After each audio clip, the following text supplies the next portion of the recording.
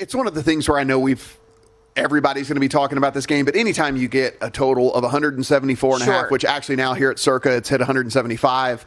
Actually, at Superbook across town has now hit 175 and a half.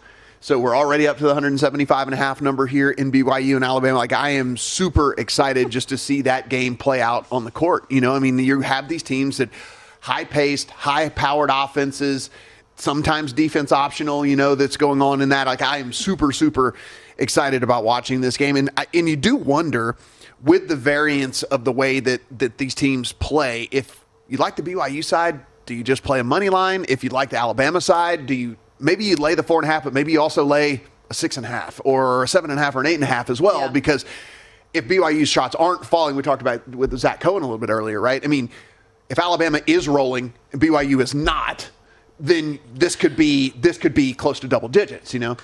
I think that we are more likely to see both of these teams score in the 90s than we are not. I understand the path for which a team, one of them can go cold or have a bad day and have it be ugly.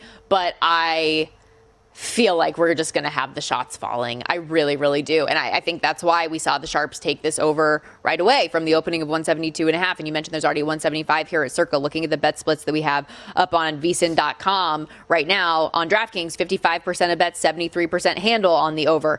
At Circa, it's 62% bets, 85% of the handle on the over. So I wonder how far that eventually goes before we see some of that under buyback, or if the public is just going to drive this thing up and we get it at like 176 and a half, 177. Yeah. I mean, we're at ESPN Bet now, because this just flashed on the screen as we're sitting here. They're already at 175 and a half minus 115.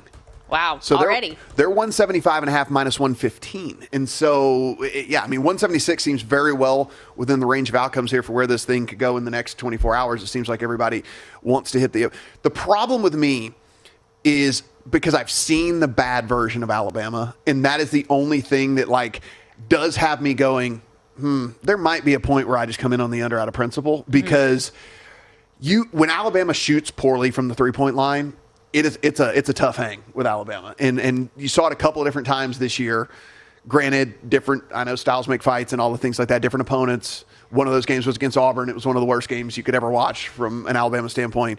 But you know, we get to 176 and a half, 177, something like that. If that's the case, I just might have to, on principle, come in on this. Thanks for watching, but don't let the betting insights end here. If you want an extra edge this football season, you can get a month of VSiN Pro right now, absolutely free. That means access to our betting insights, analysis, and tools like our betting splits at zero cost to you. Click the link in the description to sign up.